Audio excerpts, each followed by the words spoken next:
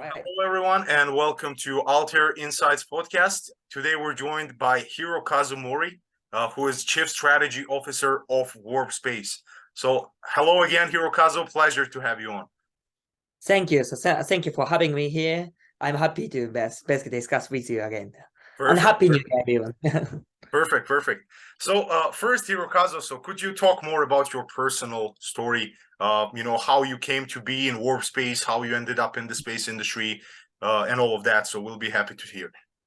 All right, yeah, sure. So, well, I became a chief strategy officer at WarpSpace nearly like a year and a half from ago. But before that, I was basically a business consultant in the space sector, advising like ministries of Japan, like Cabinet Office and other major like ministries who are related to space. And also, I was the co-founder of several space startups in the UK. So I was already in the space industry for nearly like 6-7 years. Then the CEO of WarpSpace found me because I was speaking at several events, and I knew about basically the Earth observation industry lots in a way.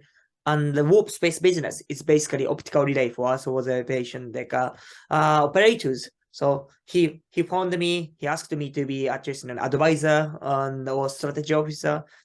Then I said yes. So that's basically how I became. Way to go. Yeah. Right. Exactly. And I know you're also involved in many other things currently, right? So you also helping in astronaut training. Is that correct? Yeah. Yes. I am. Yeah. I'm co-founder of like a Blue Abyss, which is a UK company I just mentioned. That's basically the first private astronaut training like a business. I'm actually VP of business there, and well, that's also one of the other companies. I have like 6-7 company organizations. Now, WarpSpace, and a bit more about that. Obviously, I know what WarpSpace is working on because we had you at the International Space Convention in Bursa in Turkey. So it was great experience, great hearing from you, awesome presentation. But for people who are not there, if you could just talk more about the intersatellite optical network that WarpSpace is creating so that they get better picture of what the company is working on. Definitely, yes, I'm happy to.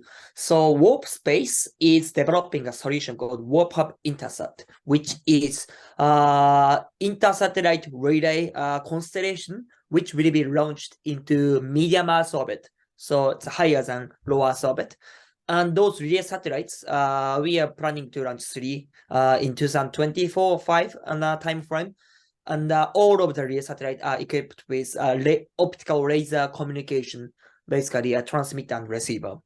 And the why optical, well, it's long story, but simply speaking, its data rate is much higher than existing radio frequency, at least 10 times faster. The potentially could be like faster, like 100 times faster than RF. So gigabit, several tens of gigabit per second. That's possible. And well, the industry of Earth observation, I think most of people now see lots of satellite imagery utilized for media, especially for like Ukraine crisis and stuff. Still, but industry has a kind of issue or bottleneck that they cannot downlink or get the data immediately after taking the imagery. And these days, the quality of the imagery is becoming better. The resolution goes up. The number of, say, bands, so which is basically the layer, right? And it's not just RGB. Some people use like more than 10 bands to get more insight from the imagery. They cannot really downlink the data that quickly because there is no enough telecommunication between space and Earth. And that's where WarpSpace is trying to help. We are trying to send more data from space to space back to the Earth, and also we are trying to reduce the latency so that users on the Earth can use satellite data like almost like a near real time. That's what we are doing. Yeah. Perfect. So very again innovative and very much needed on the issue, right, to solve that. So good kudos to you and WarpSpace for that, right? Thanks. Now for the next next I wanted to talk more about the team at WarpSpace, right? So how big is currently your team, Hirokazu? It's between 40 and 45 now. Yes. Yeah. Some of them are, like not full time, but yeah, basically more than 40 members. More than 40. Okay. And majority of individuals are in Japan, right? Yes, Okay. only few people in US and the others are all in Japan, and some engineers still living in Europe as well. Yes. Perfect, perfect. Yeah, I know also you had some recent additions as I was talking to Hitoshi yeah, last year, so in around November, something like that. So yeah, so that's great. So basically, how does your company carry out like recruitment, Hirokazu? So what is the for example, like, do you rely mainly on LinkedIn, like social media? Do you, let's say, work with the universities and, offer, let's say, internships and positions for graduates, or do you work with third-party recruiters? So what is the main venue that you utilize for recruitment? So we try to use like LinkedIn or social network often. Yeah, since we do the recruitment globally now, Yep. we use English and at WarpSpace. Since I joined the WarpSpace, we basically I changed the official language to English. So we definitely look for international, like especially engineers.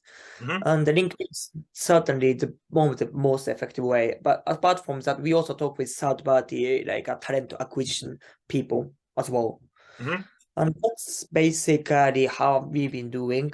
We also considered like internship as well, but there are only a few cases. So not like we don't do big internship programs yet. I see. We hear a lot, but we haven't done. Yeah. And for individuals, let's say, who would like to work in the workspace, so they don't have to know Japanese language, right? So they can be just globally English-speaking individuals. English is enough. Okay. Yeah. Perfect, Yeah. perfect. Wonderful. Okay. So one of the things that we see basically with the companies in the space industry, especially when we're talking about like smaller companies, right?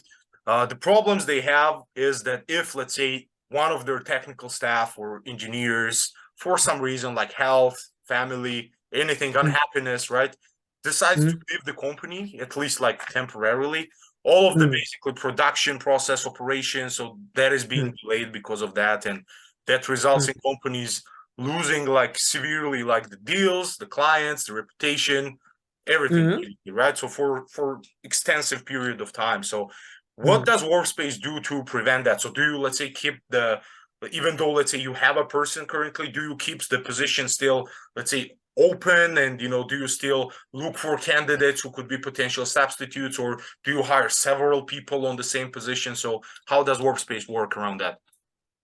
All right. So WarpSpace case, so like a startup like us, we always need more people to be honest while we are growing, and I think all the other startups are the same, but there are a few core members are basically, how can I say, versatile in a way. For example, I can see not just strategy or sales or partnership. I can also see some development, development strategy, and also marketing and stuff. So in case some people cannot work as much as they you normally do, other people can help out. That's how we are trying to. It's, how can I say, more flexible management. That's how we are doing. Perfect. And Yep.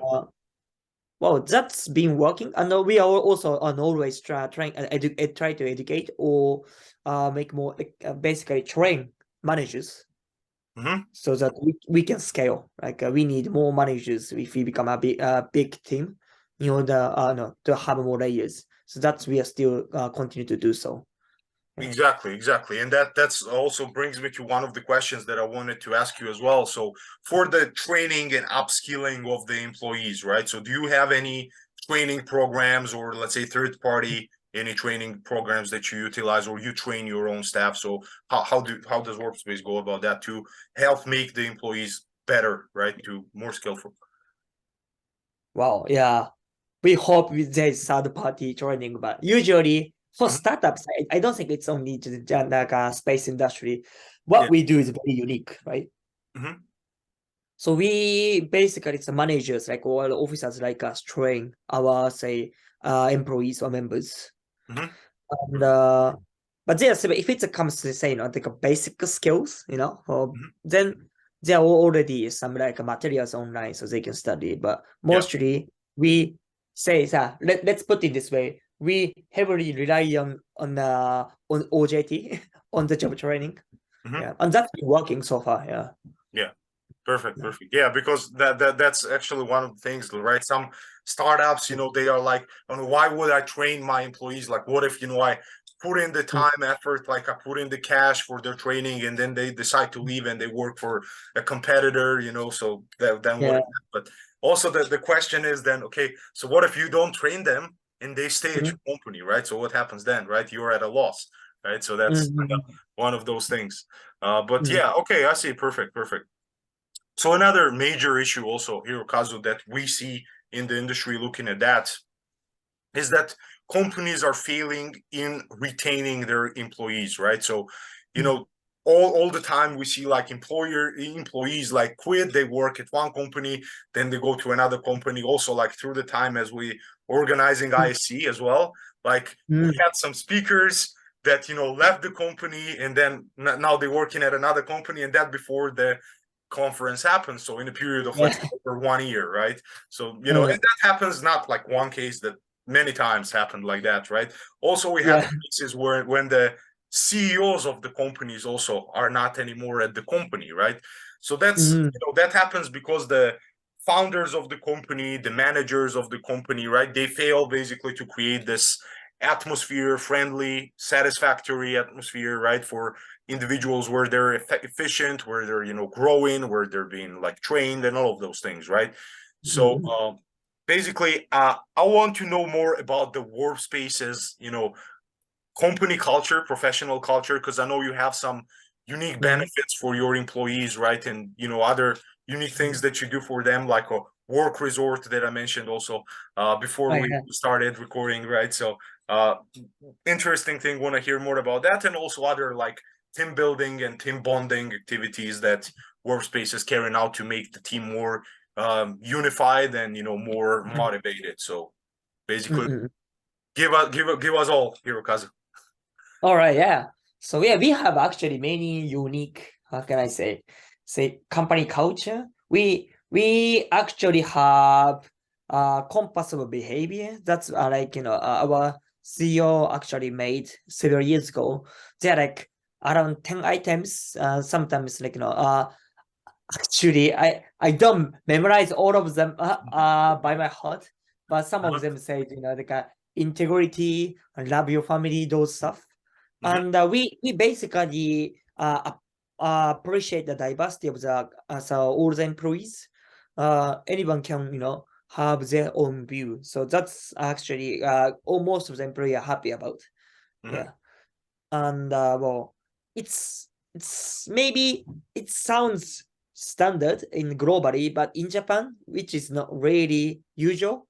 Japanese company is usually we have many rules, and we try to be homogeneous in a way. Yeah, we don't really appreciate that. It's hard to find the companies which appreciate the diversity in Japan. So that's actually what company looks attractive to within this industry as well. But so work list so some examples are like resort work. Yeah, for example, that's like all the employee could work some other like any results, and they can still work. Yeah, and we pay for the expense, for example. No, it's up to like certain days. Now they cannot do all the day. Okay, every day it's too much. But and those. So the point of that is basically that they concentrate more, and they feel happier, and and more focused in that moment, right? So that's what the target is.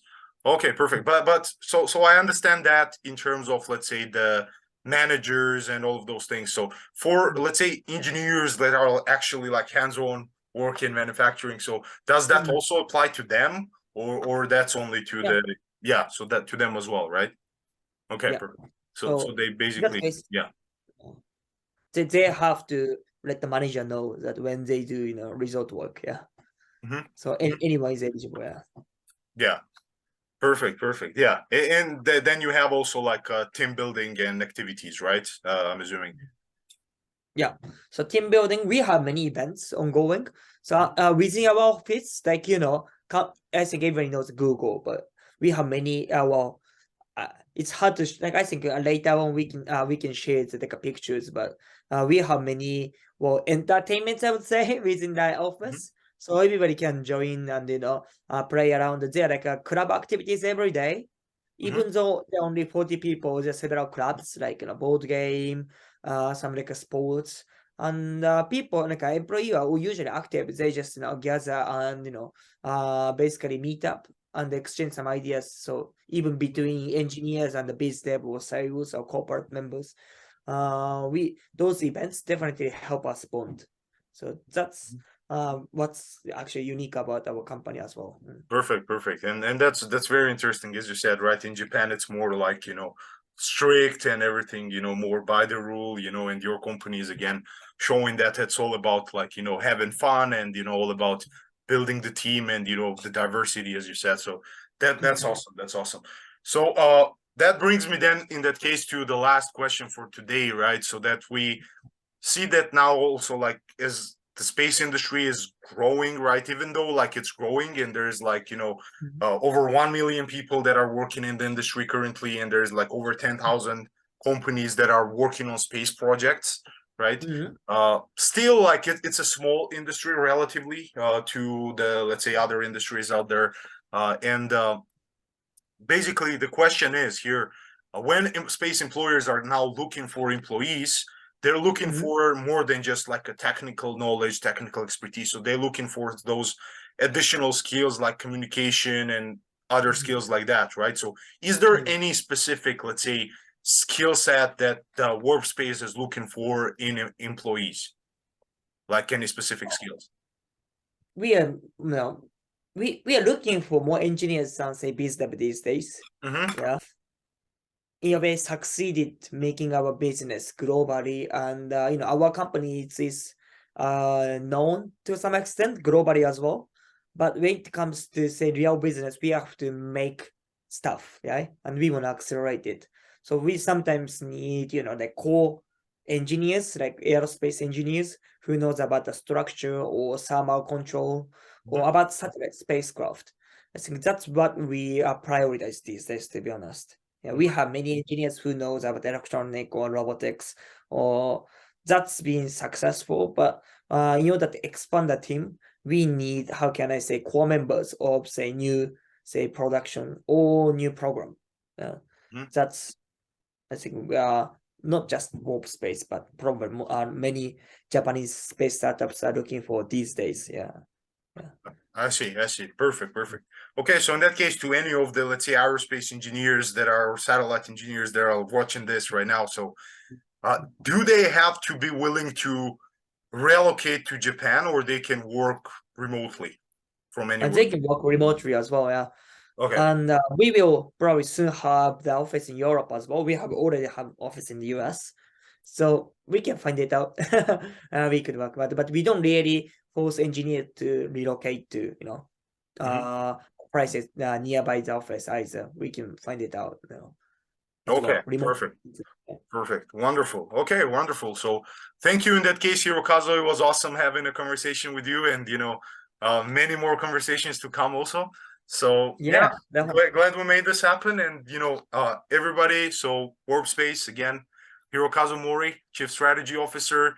They're looking for engineers, and you can check them out on, you know, warpspace.jp, right? That's the website. Yes. Okay, perfect. All right, so have a good one, everyone. Thank you, everyone.